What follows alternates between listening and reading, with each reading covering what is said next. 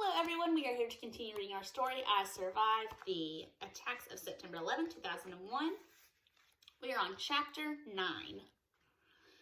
Lucas tried calling Mom again. Now when he called, he got a fast busy signal and a recording. All circuits are busy. He tried Dad's phone, same thing. He dialed it over and over. Mom, Dad, Mom, Dad. He just kept getting the busy signal. The department radio crackled. Recall. Recall, the dispatcher said. All personnel, on duty and off, are to report. I repeat, this is a recall of all emergency personnel. There were 11,000 firefighters in the department. They needed every single one. Before Lucas knew what he was doing, he had run out into the streets. He couldn't be alone, watching the world fall apart on TV. He needed to find Dad and Uncle Benny and the rest of the men. He wanted to be with them. He knew that he wasn't thinking clearly.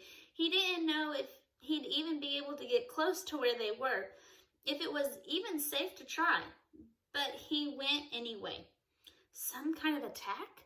Some kind of attack? Was what the man said on TV, right? What did that even mean? Who was attacking? Did he mean that those planes had hit the towers on purpose? The thought hadn't even come into Lucas's mind when he saw the first plane hit. But thinking about it now, of course, that was the only thing that made sense. The day was so perfectly clear. There was no way that the two airplanes could have hit the towers unless they had been aiming right for them. But who could be insane enough, evil enough, to fly planes into buildings? Lucas wiped away the tears running down his face. He wove through the crowd of people on the sidewalk. Some were running north, but most seemed like they were in shock, standing there dazed, staring at the fires above them. The only noises were sirens, hundreds of them, honking and screaming and wailing and shrieking and blaring. The sounds all crashed together into one terrible song. A crowd of people huddled around something in the middle of the street. Lucas slowed down and looked. It was a big tire attached to a tangle of metal. It didn't look like the tire of a car or a truck. What is that? A woman said. It's part of a plane, said the man. It's landing gear. Lucas looked away. He pushed through the crowd, heading south. Vesey and West Streets. That's where the staging area was, where the firefighters were gathering. If Dad had made it here from Randall's Island, that's where Lucas would find him. He would look for the Seagrave. He would wait there for Dad. Lucas inched through the crowd. Most people were standing still, watching, but now there were more people coming from the direction of the towers. Some of them were soaked in sweat. Their clothes were tattered, but it was the looks of their faces, stunned and horrified, that told Lucas where they had come from, inside the towers. There were dozens and dozens of them, some walking alone, others holding hands. Some of the women were barefoot. He imagined their high-heeled shoes kicked into the corner of some stairwell. Nobody was carrying a purse or a briefcase, and Lucas understood why. He had heard many stories about people who had survived fires and explosions and collapses. So many times they escaped with not a second to spare. If they had stopped for anything to grab a purse or tie a shoe, they wouldn't have made it. A policeman from ahead was trying to stop the people from moving south. Everyone, please leave this area, he shouted. It's not safe. Please leave the area and head north. But Lucas kept walking, and nobody tried to stop him. He felt invisible. Ladder 177 had to be one of the first units to get to the towers. That meant they'd be the closest. Lucas still 3 blocks away when he felt a hand on his shoulder. Hey, a young policeman said. Where are you going? Are you lost? I need to find... And before he could get the words out, he heard someone calling his name. Lucas! His name rose up all over the siren. Dad! And there was his dad, pushing through the crowd. He grabbed Lucas and held him tight. For a few seconds, Lucas couldn't hear the sirens. All he could hear was the beating of his dad's heart. Chapter 10, 9:50 a.m.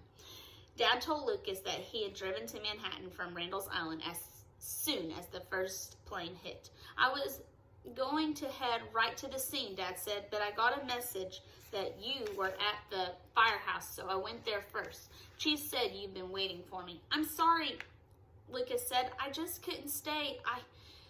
Dad held up his hand. There was no time to talk, and Lucas got the idea that nothing that had happened before this morning mattered anymore. Not now. Maybe not ever again.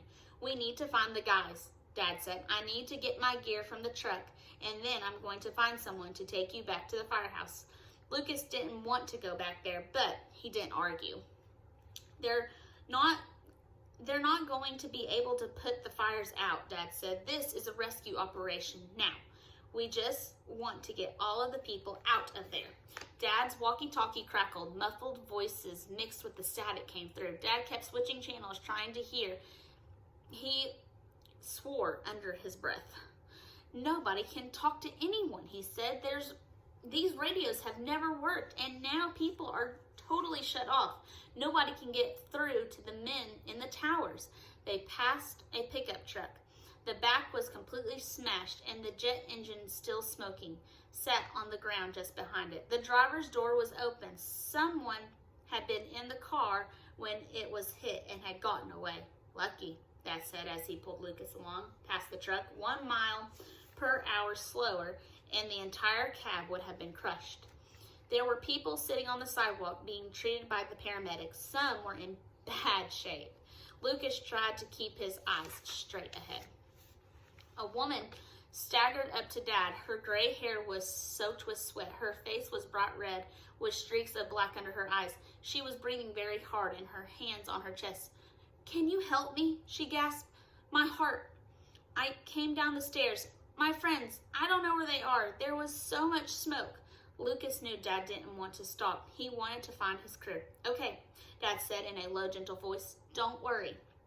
We are going to get you what you need. He turned to Lucas, pointing to an ambulance a few yards away. Tell one of the paramedics we need help here. Lucas ran over and told one of the paramedics. They then hurried back to sit with Dad and the woman. Dad kept talking to her while they waited. He introduced himself and he asked for her name and about her family. And the woman was gripping Dad's arm so tightly that her fingernails were digging into his skin. Dad didn't budge. He kept talking to her, trying to calm this person he had never met and would probably never see again. Finally, the paramedics came. A minute later, they had the woman on a stretcher and into the ambulance. Dad and Lucas continued for their search for ladder 177. But suddenly, there was a deep roaring noise. The ground trembled. Dad stopped short. He looked around. His eyes flew up. He grabbed Lucas by the arm and shouted, "Run!" Lucas had no idea what was happening, but suddenly there was the loudest noise he had ever heard, louder than the 100 of siren trains, louder than all of those sirens. What is it? Lucas cried, his voice crackling with terror. Dad pulled Lucas along, shouting, "Run! Run!" to all of the people around. Dad kept looking over his shoulder, pulling Lucas harder, urging him to move faster. They came to a convenience store, and Dad pushed the door open. He threw Lucas inside and then called to the people behind him. "In here!" he said. "Hurry! Hurry!" Just a few people followed. Then Dad slammed the door shut. "Everyone, get down! Cover your heads!" Lucas drove to the ground, and then, whoosh! There was a sound of shattering glass and a powerful blast of hot wind. Minutes passed. Lucas squeezed his eyes shut and covered his ears. His mouth and nose filled with gritty dust. It was hard to breathe. If he hadn't known better, he would have been sure that he was in the middle of a tornado, a boiling hot tornado. And suddenly the noises of wind stopped. There was a silence. Lucas opened his eyes, but he couldn't see anything. All around was pure darkness. For a long moment, he was pretty sure the world ended, and he was the only person left on earth. And that is the end of chapter 10, and that is where we're stopping. Thanks for listening.